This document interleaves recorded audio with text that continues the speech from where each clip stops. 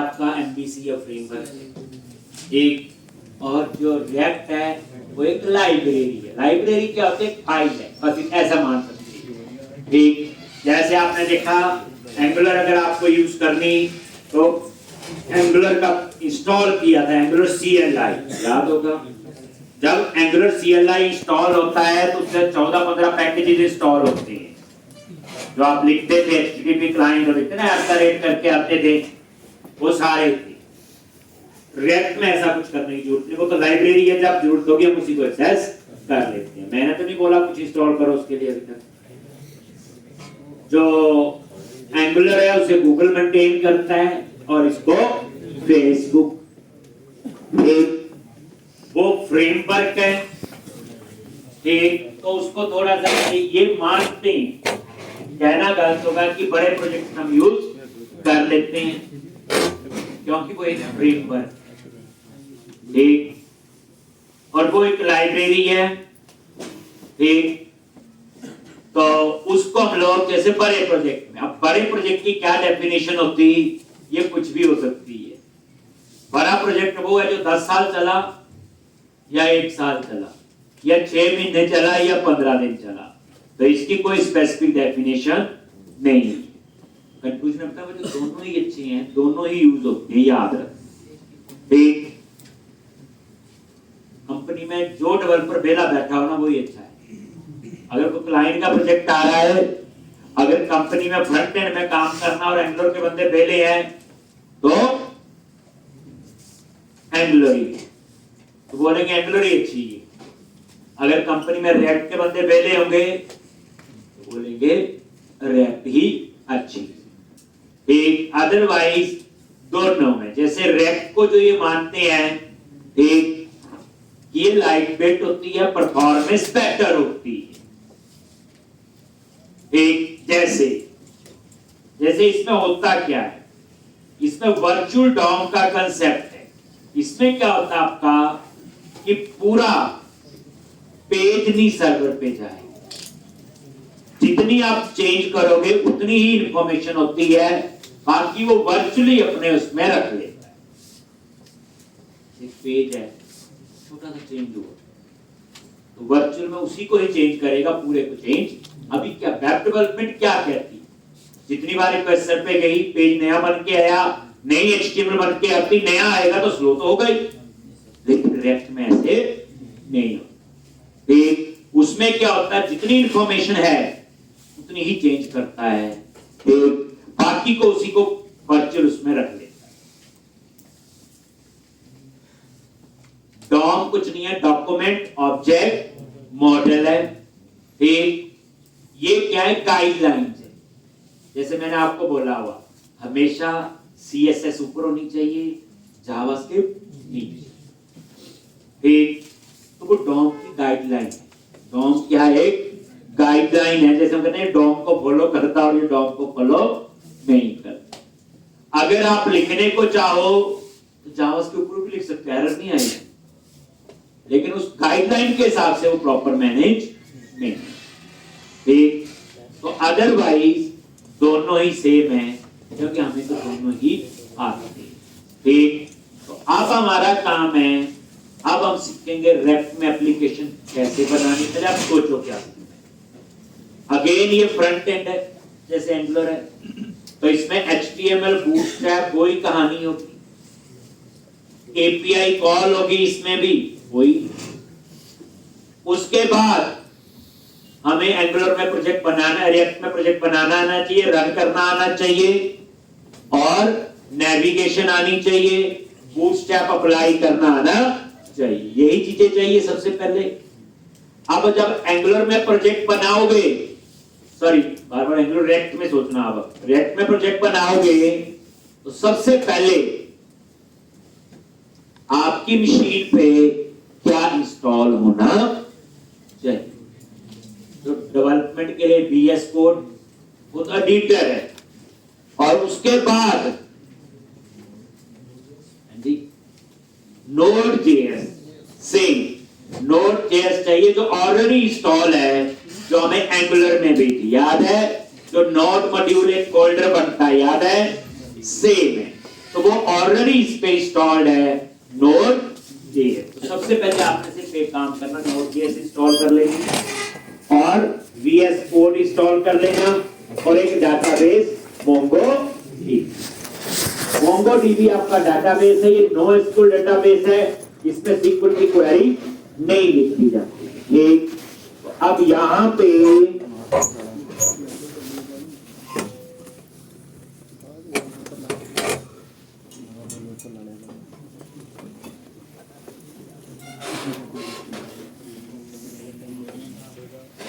Clear है जी। अब आपने क्या करना है, सबसे पहले रेस्ट में प्रोजेक्ट कैसे बनाते हैं, कमांड पता होनी चाहिए, प्रोजेक्ट रन कैसे करते हैं वो पता होना। सबसे पहले आप वही करने वाले हैं लॉग। जैसे मैं क्या करूंगा, मैंने डी ड्राइव के अंदर एक रेक्ट एप्लीकेशन नाम से फोल्डर बनाया हुआ, जिसमें सारे रेक्ट के प्रोजेक्ट आ गया। अब ये कई प्रोजेक्ट्स हैं जो अलग अलग बैच में मैंने बनाए। तो अब यहां पे वही सीएमडी लिखो, कमांड प्रॉम्प्ट पे गए, आगे, और यहां कमांड लिख लेनी बच्चे, क्या होती है इसके लिए, मैं नोटपैड में वो साथ साथ लिख देंगे। प्रोजेक्ट बनाने के लिए क्या कमांड है, ठीक, तो Node.js इंस्टॉल है, ठीक। तो अब मेरे को यहां पे सबसे पहले क्या बनाना है, प्रोजेक्ट। क्या बनाएंगे हम लोग, प्रोजेक्ट, ठीक। तो कैसे बनाते हो, npx और यहां पे create hyphen react hyphen app, create react app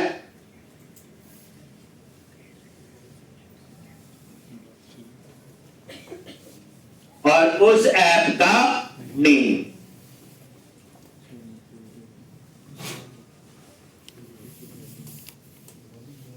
मतलब प्रोजेक्ट का नेम, ठीक। तो मैंने यहां रख दिया फर्स्ट रिएक्ट प्रोजेक्ट अंडरस्कोर 1031। अब देखो, इंटरनेट चाहिए, मैंने कुछ इंस्टॉल नहीं किया, रेक्ट के लिए Node.js इंस्टॉल है बस, और कुछ नहीं है। तो जैसे मैं एंटर प्रेस करूंगा, ये प्रोजेक्ट बनाने में थोड़ा सा टाइम लेगा, ठीक। डिपेंड करता है इंटरनेट स्पीड पे भी थोड़ा सा, ठीक, क्योंकि ये सब कुछ तभी इंस्टॉल करता है जब प्रोजेक्ट बनाता है। पहले तो कुछ भी नहीं इंस्टॉल किया, आपने देखा ये Node.js चाहिए बस, और कुछ नहीं चाहिए, और VS कोड तो एडिटर है। डाटाबेस मोंगोडीबी अभी नहीं, जब डाटाबेस यूज करेंगे तब देखेंगे।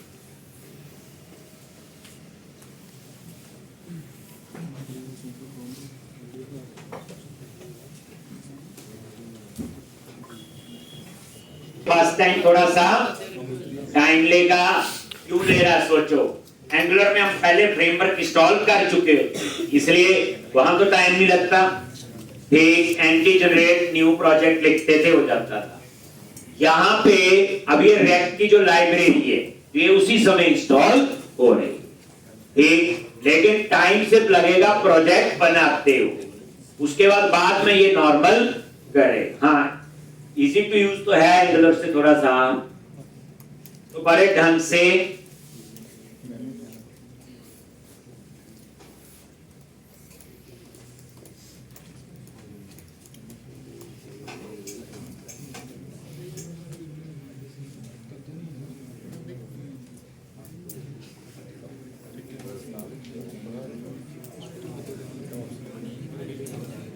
npx create hyphen react hyphen app, और यहां पे क्या लिखना होता आपने, प्रोजेक्ट नेम, जिस नाम से रखना, बस इतनी सी बात है, ठीक। तो ये आपका प्रोजेक्ट बनाने के लिए कमांड है, और यहां पे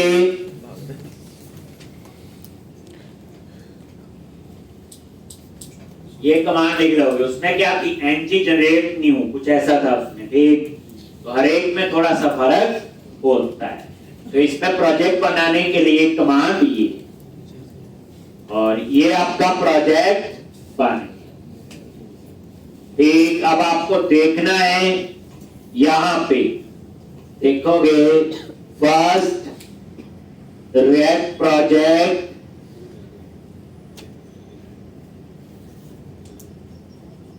कहां पे है,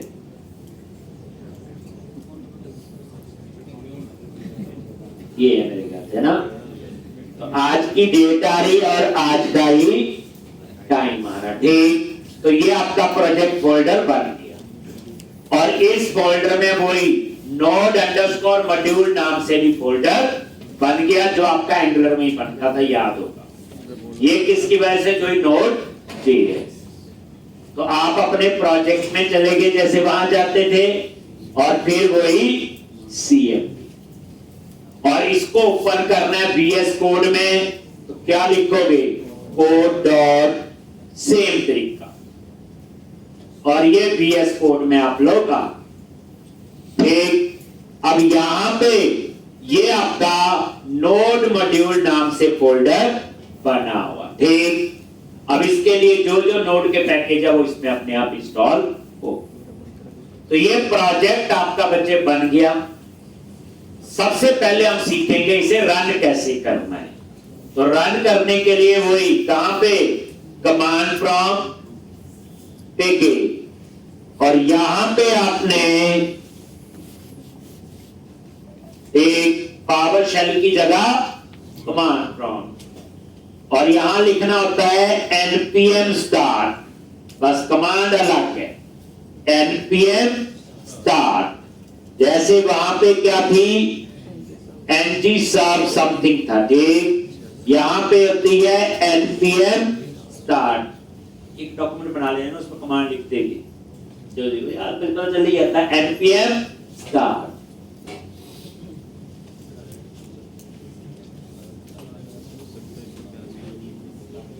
ठीक, अब आपका ये प्रोजेक्ट स्टार्ट हो गया है, कोई एरर नहीं आ रही, ये देख लो, ये डमरूज आ गया। तो याद रख लेना, बिल्कुल ठीक है। अगर ये नहीं आ रहा है तो समझो आपकी रिएक्ट में प्रॉब्लम है, कोई प्रॉपर आपका नहीं बना। और उसके बाद ये इसका यूआरएल पे नजर मार लो, इसका यूआरएल लॉक होता है, ठीक। ये देखो, इसका पोर्ट नंबर 3000 है, एंगुलर का क्या था, 4200, ये भी याद रख, ठीक।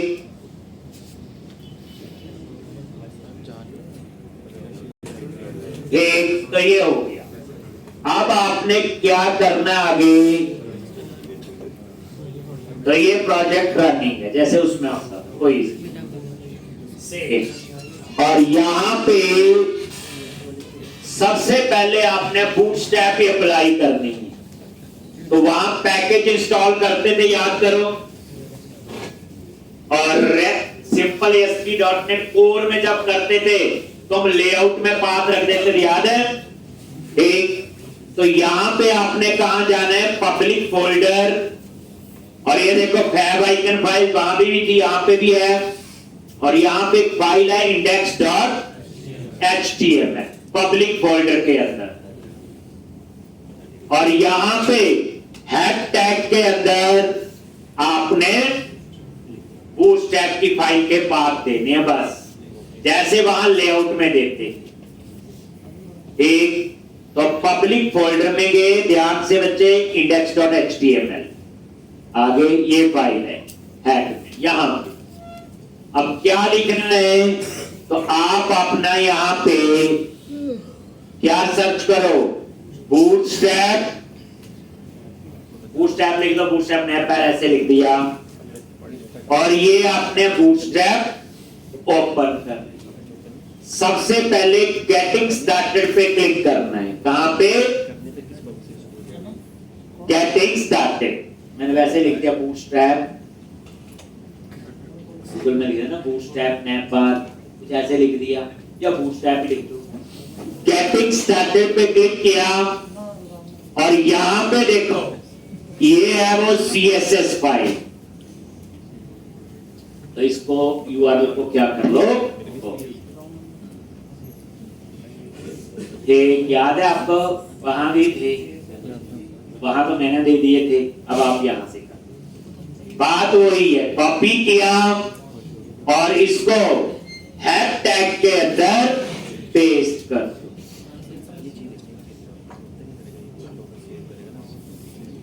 हैश टैग के अंदर पेस्ट कर दो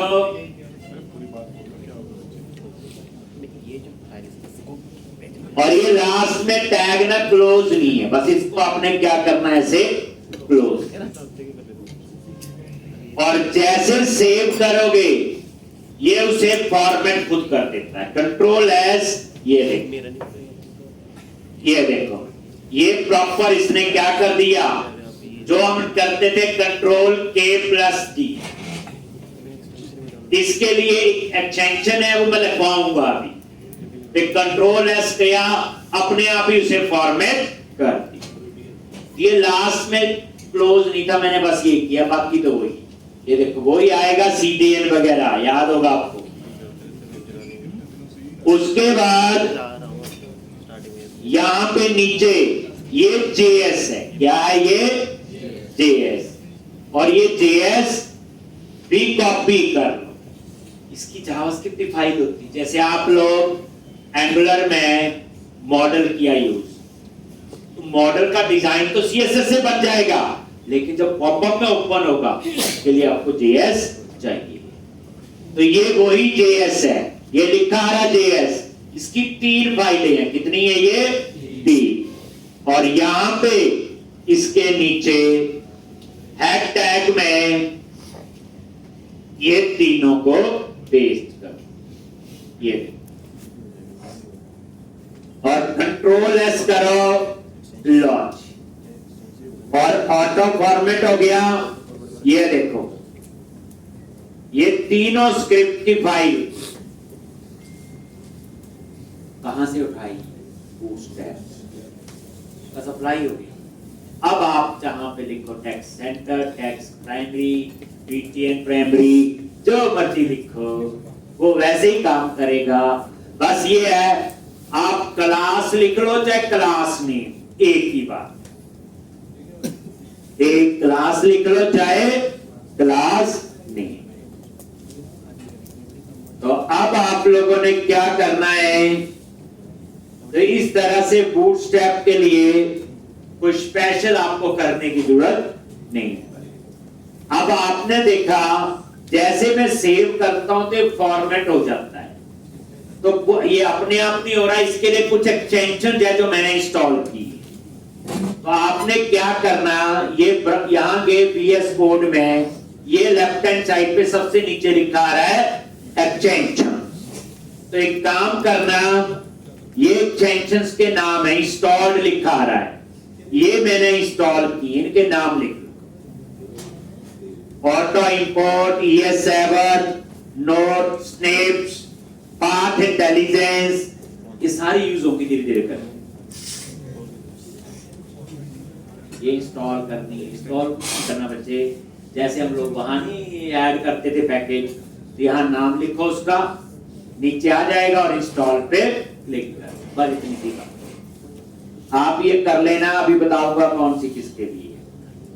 ऑटो इंपोर्ट,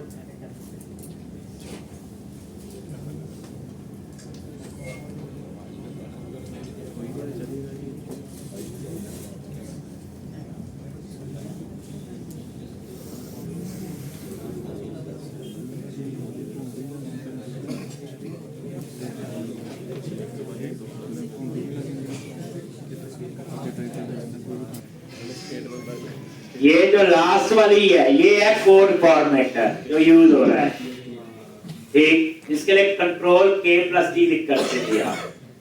ये है code formatter, path intelligent, note, snaps, ये आपने इंस्टॉल कर लेंगे बच्चे, नाम लिख लो, रफली आइडिया हो जाएगा।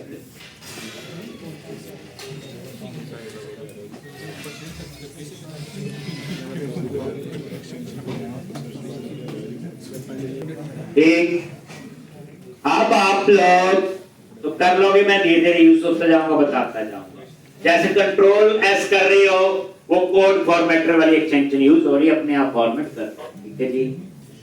अब आपने क्या करना है नेक्स्ट, अब इसमें भी पेज बनते हैं, तो जो पेज होते हैं उनको हम कंपोनेंट ही कहते हैं, जैसे उसमें थे। एक अब ये जो कंपोनेंट है रिएक्ट के अंदर टू टाइप्स के होते हैं, क्लास बेस्ड कंपोनेंट और फंक्शन बेस्ड कंपोनेंट।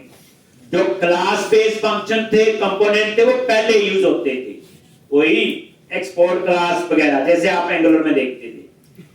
अब जो यूज होते हैं इसमें फंक्शन बेस्ड कंपोनेंट, कौन से होते हैं? एक फंक्शन का मतलब फंक्शन वही है जो आपको पता है, क्लास का मतलब क्लास। पहले क्या होती थी, एक कंपोनेंट बनता था, क्लास बनती। अब एक कंपोनेंट क्या बनता है? एक फंक्शन। दैट्स व्हाई अब जो लेटेस्ट यूज होते हैं वो कौन से होते हैं? फंक्शन बेस्ड कंपोनेंट, और हम लोग फंक्शन बेस्ड कंपोनेंट ही पढ़ने वाले। अब आपने बनाने एक कंपोनेंट नेक्स्ट, तो यहां पे ये आ जाओ एसआरसी में, फोल्डर एसआरसी, और इसमें एक सब फोल्डर बना लो स्क्रीन्स नाम से। एसआरसी पे राइट क्लिक किया, न्यू फोल्डर, और फोल्डर का नाम दे दिया स्क्रीन्स। स्क्रीन्स मतलब पेज, पेज मतलब कंपोनेंट, अब जैसे मर्जी आप। और अब आपने यहां स्क्रीन्स बनानी है, हो अबाउट, सपोर्ट, एम्प्लॉई, जो बनाते हैं। बस फर्क कितना है, एंगुलर में टीएस एक्सटेंशन होती थी, टाइप्स के, टाइप के कुछ नहीं है, जावास्क्रिप्ट का ही सुपरसेट है, कोई ऐसे अलग से नहीं। यहां जेएससी होती है सिंपल। कैसे? अब ये फोल्डर का नाम रखा, तो याद रखना फोल्डर का नेम हमेशा में स्मॉल में लिखते हैं, इन्होंने ऐसे रखा हुआ, पब्लिक का भी ऐसे रखा नाम, तो हम भी ये रख देते हैं। स्क्रीन्स के अंदर फाइल बनानी है, तो राइट क्लिक किया स्क्रीन्स फोल्डर पे, न्यू फाइल, फाइल का नाम रख दिया home.js।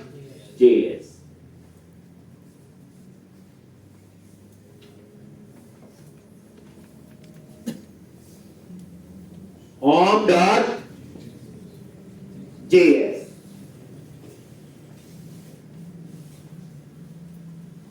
अब ये पेज का नाम है, मैं पेज का नाम में फर्स्ट लेटर कैप्स में रखा, .js उसकी एक्सटेंशन, तो ये फाइल है home.js। लेकिन अब ये कंपोनेंट नहीं बना, उसके लिए आप यहां आ जाओ, एक RFCE, ये कोड स्निप्स हैं क्या ये, और उसकी जो एक्सटेंशन इंस्टॉल है, अगर वो नहीं करोगे तो नहीं चलेगा। सेकंड वाली ऑप्शन है RFCE, और इसके आगे लिखा है रिएक्ट फंक्शनल एक्सपोर्ट कंपोनेंट, ये फंक्शन बेस्ड कंपोनेंट। एक और एंटर प्रेस किया, देखो ऊपर इंपोर्ट भी हो गया, रिएक्ट देखो, और ये फंक्शन बन गया। और ये देखो, इसको बार एक्सेस करना है तो ये लाइन लिखनी पड़ेगी, जैसे वहां एक्सपोर्ट लिखते थे क्लास, यहां पे अगर ये लाइन ना लिखो कंपोनेंट बन जाएगा लेकिन एक्सेस नहीं। ये ठीक, दोबारा देखो कैसे किया, ये आ जाए, खाली पेज आ गया, ये कोई कंपोनेंट नहीं है। कंपोनेंट कब बनेगा? RFCE, एंटर प्रेस किया, अपने आप ब्लॉक बन के आ गया। और ये क्या आपका होम पेज, और ये देखो फंक्शन का नाम और रिटर्न लिखा हुआ, तो इसके अंदर टेक्स्ट लिखा हुआ है ना होम, आप इसको थोड़ा सा ठीक कर लेते हैं। लो H2 क्या लिखोगे? होम पेज, और इसमें बूटस्ट्रैप भी अप्लाई कर दो, क्लास, याद रखना क्लास भी चलता, क्लास नेम भी, और क्या लिखोगे? टेक्स्ट हाइफन प्राइमरी, लिख दिया।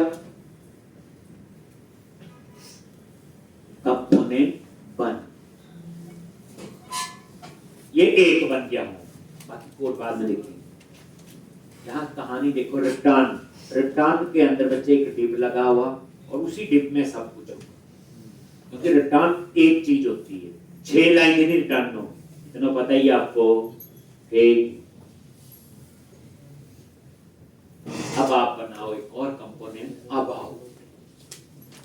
कैसे? स्क्रीन पे राइट क्लिक करो, दोबारा देखना, अभी बन जाएगा। Right click, new file, file का नाम दे दिया about.js, दे दिया about.js, और यहां लिखोगे RFCE एंड ये बन गया आपका कंपोनेंट। और यहाँ पे अबाउट को चेंज कर दिया, यहाँ पे क्या लिखा H2, और यहाँ पे लिख दिया अबाउट पेज, और यहाँ पे क्लास टैग-इन। ठीक है जी। अब ये एक और कंपोनेंट तैयार अबाउट, हम इसे पेज कहते हैं और ये फंक्शन बेस्ड कंपोनेंट है, नाम से पता चल।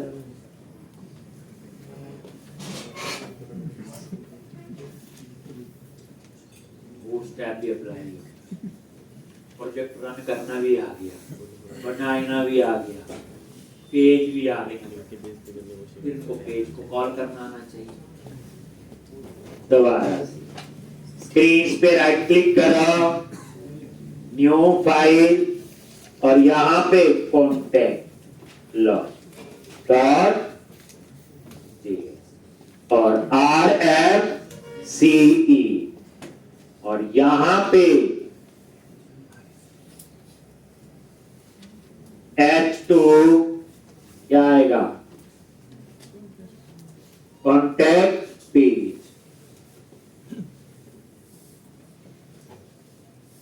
क्लास टैग-सक्सेस,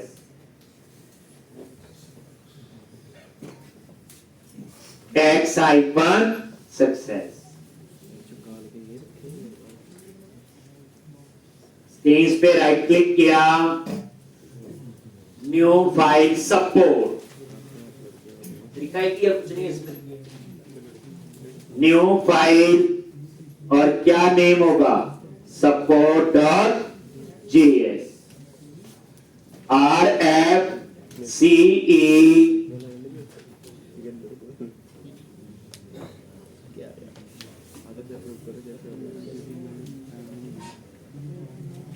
और यहां पे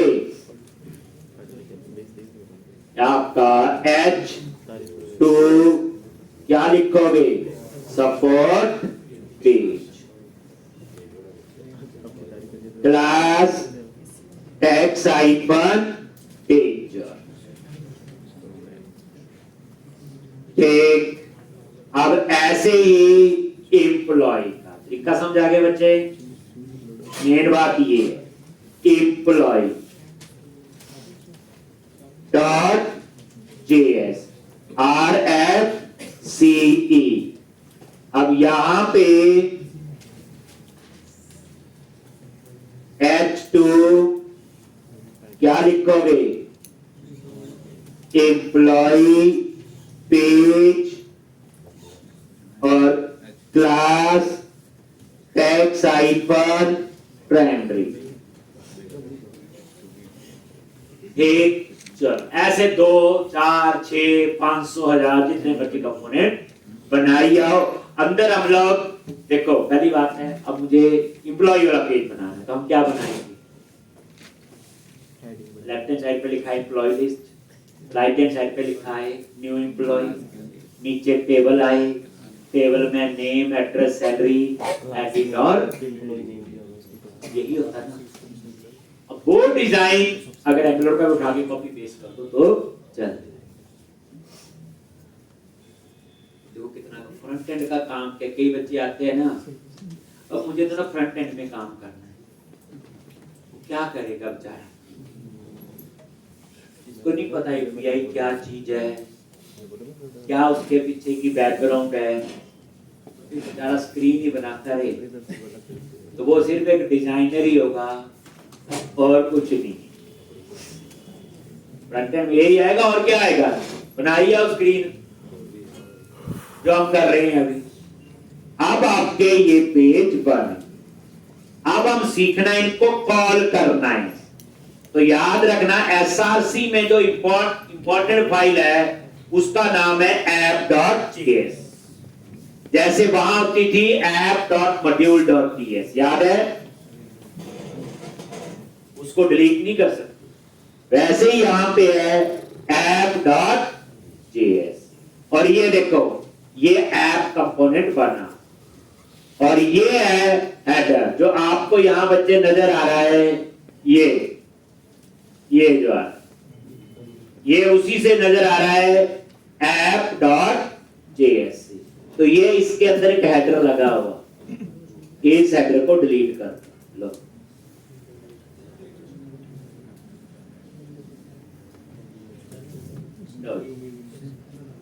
कर दिया, सिंपल एक टिप रखा है और ये सेव किया और नजर मार, हट गया।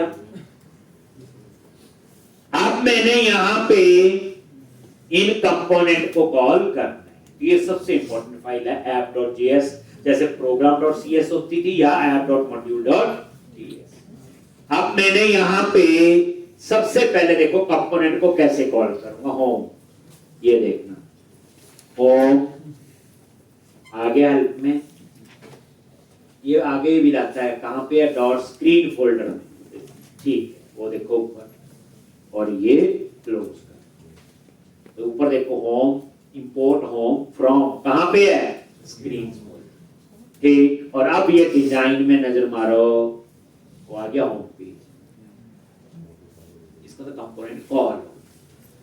ऐसे ही कोई और होम के बाद मान लो अबाउट, ये लो, ये अबाउट लो, ऊपर देखो ऐड भी हो रहा है इंपोर्ट। इसी तरह से क्या आएगा, कॉन्टैक्ट, इसी तरह से सपोर्ट, इसी तरह से एम्प्लॉय, सारे हो गए। और ये नजर मारो सारे कॉल। कंपोनेंट को कैसे कॉल करते हैं ये आपको मैंने बता दिया। अब नेक्स्ट क्वेश्चन है राउट। मैं चाहता हूं यूआरएल में लिखूं स्लैश होम, होम वाला कॉल हो, लिखूं स्लैश अबाउट, अबाउट वाला कॉल हो। अभी तो सारे के सारे कॉल हो, बट पता चल गया पे कहां कॉल कर। अब हमें नहीं आती, हम नए तो हम रेक्ट गूगल में जाके पूछेंगे वे रेक्ट जेएस के अंदर राउटिंग कैसे अप्लाई करते हैं। एंगुलर में हमें आती है, ASP.NET कोर में भी आती थी, यहां कैसे करते होंगे तो गूगल से पूछ लेंगे, वो बता देगा। नहीं पढ़ना कोई मुश्किल चीज थोड़ी है, पढ़ना क्या है ये मेन चीज। अब ये कंपोनेंट कॉल हो गए, बट हमें सारे ऐसे कॉल नहीं करने। तो मैंने क्या किया, इन सबको बना देता हूं अब कमेंट। हो गया एक।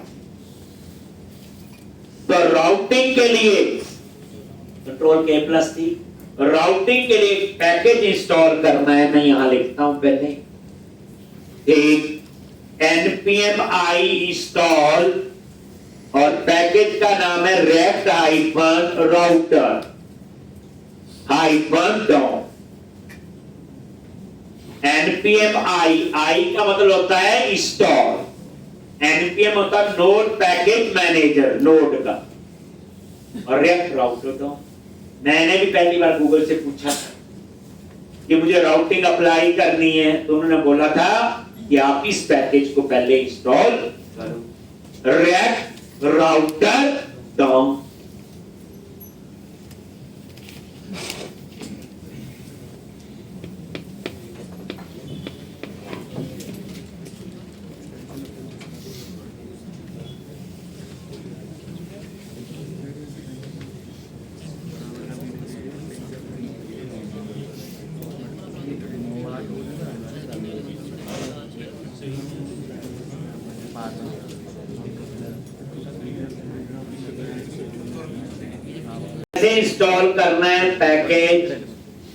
यहां पे एक नया कमांड प्रॉम्प्ट ऐड कर लो और लिख लो npm i rect hyphen router hyphen dom. ठीक, तो ये पैकेज होगा आपका इंस्टॉल। आज सब प्रैक्टिस कर लेगी, आपका इंस्टॉल हो गया। अगर आपको देखना है ये पैकेज इंस्टॉल हुआ कि नहीं, तो यहीं पे एसआरसी के अंदर पैकेज और जीएसएन और यहां पे ये रेक्ट राउटर ये पैकेज है जो अभी मैंने इंस्टॉल किया। ठीक, और ये देखो जो npm स्टार्ट करते हैं, ये है वो स्टार्ट। npm स्टार्ट क्या करता है, उसी स्क्रिप्ट को स्टार्ट जो ये बनी है टाइप स्क्रिप्ट स्टार्ट। अगर आप स्टार्ट की जगह यहां अपना नाम लिखना चाहते हो तो भी चलेगा, लेकिन अभी पंगा मत ले। आप लिखें npm रमन तो भी चलना चाहिए। एक बार में पहले सीधा अब आप लोग ठीक, तो ये राउटिंग का पैकेज इंस्टॉल है और अब इसको कहां इंप्लीमेंट करना है, app.js फाइल। आ जाओ यहां पे, लो इस डिप के अंदर जो भी है, ये तो कमेंट बनाया हुआ, चाहे डिलीट कर देना बाद में, मर्जी। तो यहां पे ब्राउजर राउटर, ये देखो ये ब्राउजर राउटर किसमें ऊपर ऐड हो गया, रिएक्ट राउटर डॉम। इसके अंदर राउट्स, ये लॉजी, ये राउट्स ऊपर ऐड हो गया। साथ साथ देखो अब एक एक राउट बनाना है, तो ये राउट पाथ। अब मैं यहां लिखूं होम, तो यूआरएल में लिखूंगा मैं होम और यहां पे एलिमेंट और इक्वल टू करके कर्ली ब्रैकेट में कौन सा एलिमेंट, होम। और ये इस तरह से ये आपका है।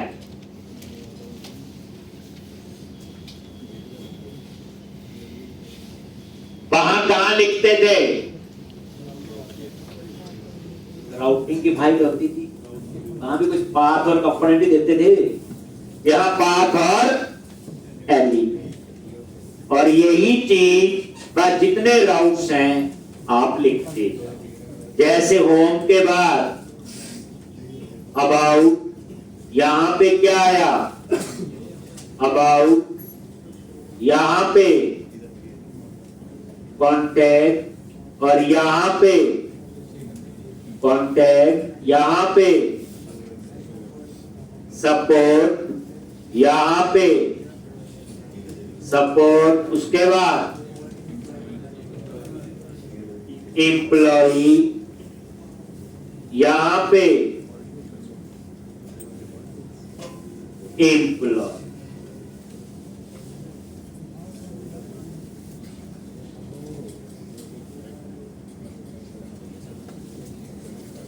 एक, और अगर आप लोग यूआरएल में कुछ भी ना लिखो तो क्या होना चाहिए, मान लो कुछ भी नहीं, तो किसको कॉल करें,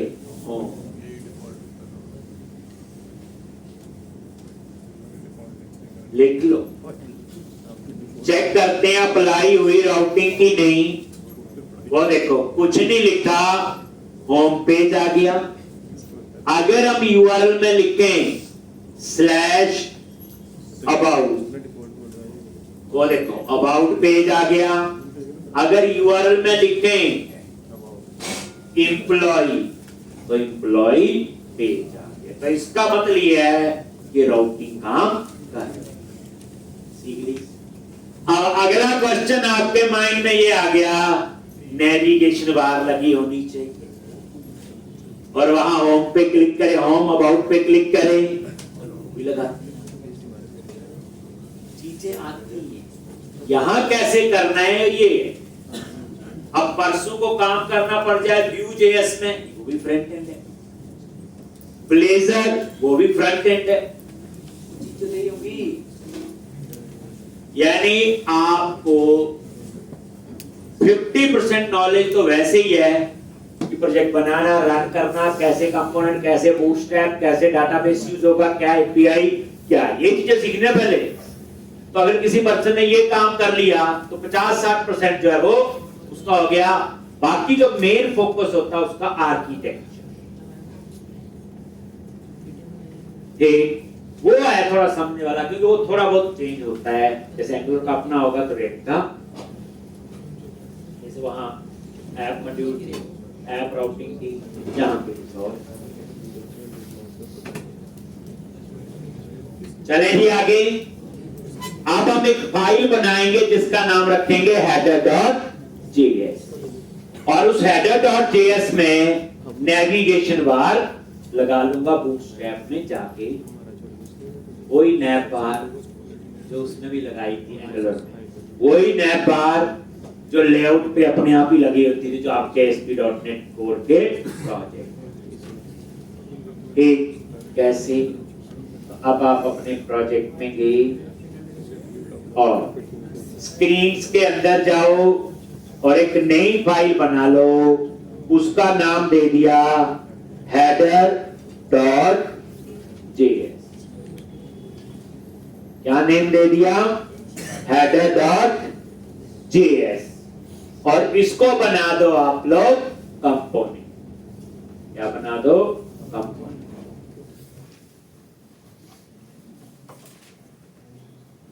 RFC वही कंपोनेंट बना लिया। अब यहां पे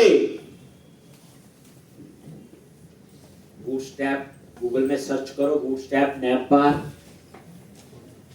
और वहां से नैप बार उठा आगे। ये हमने ऑलरेडी किए। जब बूटस्ट्रैप सर्च करते हो तो यहां भी नैप बार लिख सकते हो बच्चे। ये आ गया नैप बार, सर्च कर लिया। और ये नेविगेशन बार आप पहले भी यूज कर चुके हो। ये देखो, ये वाली की थी हमने एंगुलर में यूज, यही। अभी हम पहले सिंपल वाली देखेंगे, ये है, ये वाली। तो इसका HTML ये है, ये क्या कर लो, कॉपी।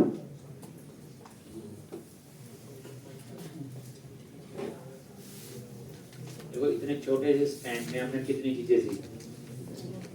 रेक्ट में प्रोजेक्ट बनाना आ गया, रन करना आ गया, बूटस्ट्रैप अप्लाई हो गई, पेज बनाने आ गए, और नेविगेशन राउटिंग एक ही बात ले रहे हैं।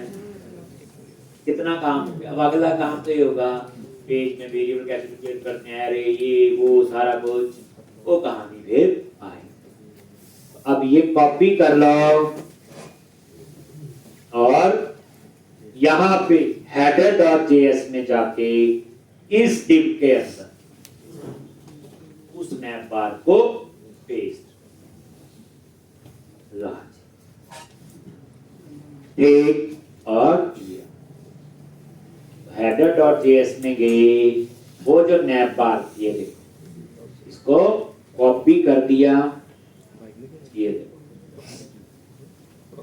आ गया। ये आ गई नैप बार बच्चे, इसमें जो कॉपी पेस्ट किया।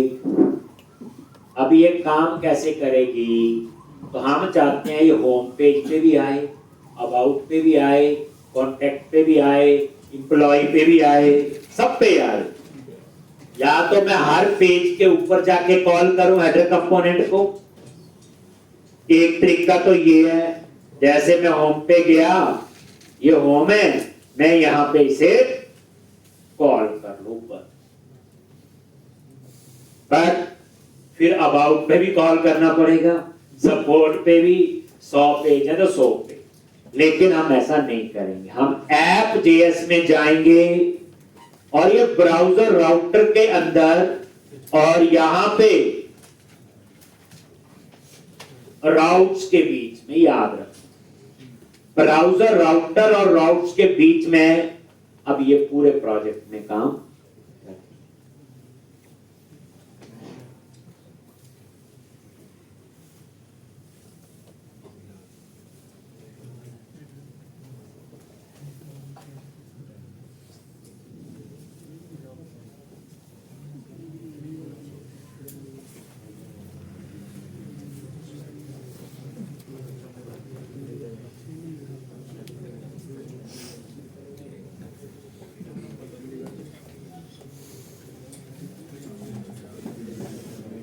हेडर डॉट, ये जो हेडर कंपोनेंट है इसे कहां बता दिया, ऐप जेएस में गए और ब्राउजर राउटर के अंदर और राउट्स के एक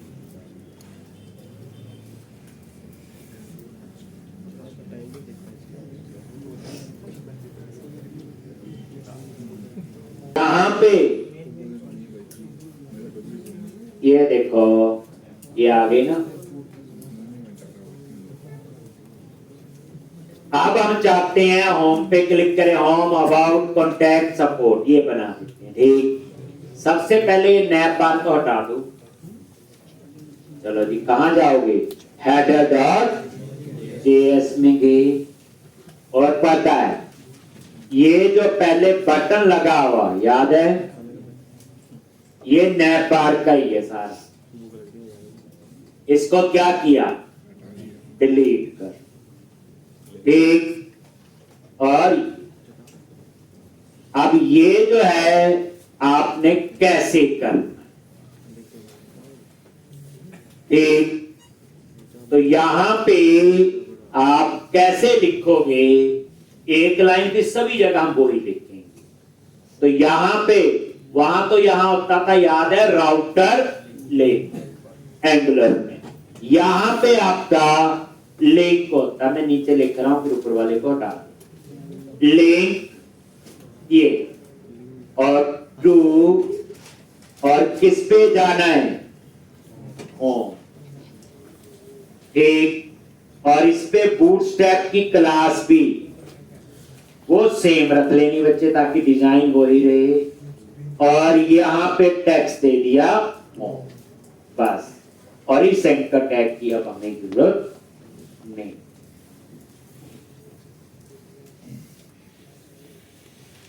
ठीक, फिर यही आपने उठाना है, ये नीचे दूसरे वाला जो है फीचर्स, वहां भी यही, बस होम की जगह क्या लिख दिया, अबाउट, और यहां पे अबाउट।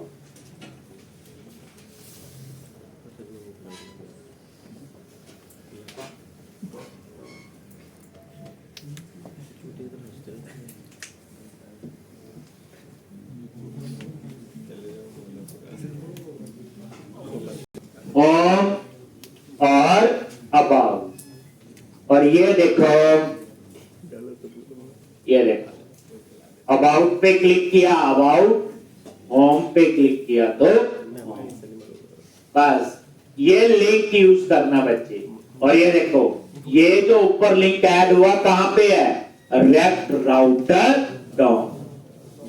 बस उसके बाद तीसरा इसका है, ये आ गया, यहां पे लिख लेंगे कॉन्टैक्ट, और यहां पे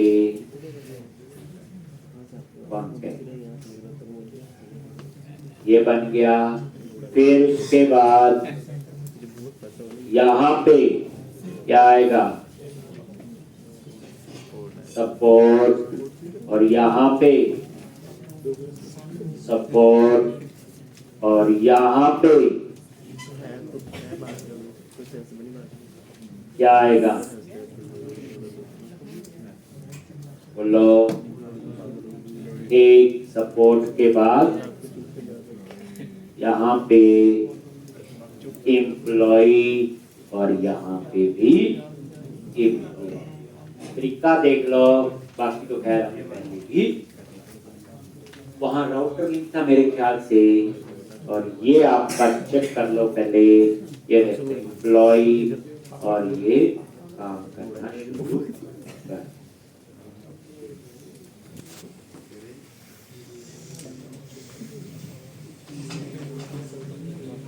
ये देखो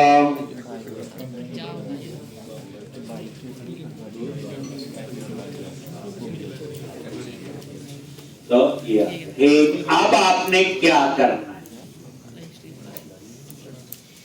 वेरिएबल वगैरह डिक्लेयर करते हैं, थोड़ा सा इसमें लागू हम यहाँ सम मल्टीप्लाई और डिवाइड जैसा कोई प्रोग्राम बनाएंगे, एक जिसमें हम देखेंगे थोड़ा, ये आप लोगों ने बच्चे प्रैक्टिस कर ली, ये तो हो गया। अब हम लोग एक नया कंपोनेंट बना लेते हैं, SRC स्क्रीन, और यहां पे नाम दे दिया cal.js, कैलकुलेशन cal.js, और कंपोनेंट बना लो RFC। अब इस कंपोनेंट को राउटिंग में ऐड करना है, तो कहा app.js में इसको ऐड करो और हेडर में ऐड करो, बस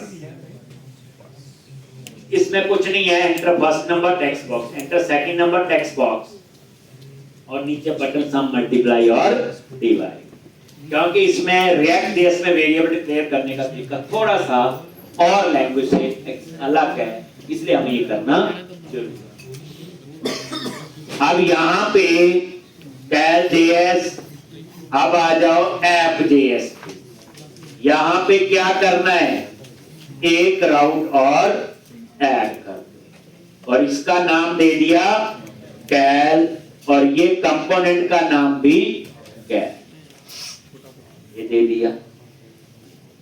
ठीक, अब इसको ऐड कर दो header.js, इसको ऐड कर दो header.js, तरीका देख लो header.js, और यहां पे आपने इसको ऐड कर आगे, ये है, तो ये li टैग लगा हुआ, यही आप पेस्ट कर लो, और यहां पे नेम दे दिया कैल, और यहां पे कैल। ठीक, तो इस तरह से ये आपका आ गया। एक और ऑप्शन इसमें ऐड होगी, बस अब इस पेज पे हम टेक्स्ट बॉक्स वगैरह लगाएंगे। तो कल हम लोग इसी तरह के कुछ वेरिएबल कैसे डिक्लेयर करते हैं वो थोड़ा अलग है, इसलिए हमें वो अलग से करना ही। ठीक,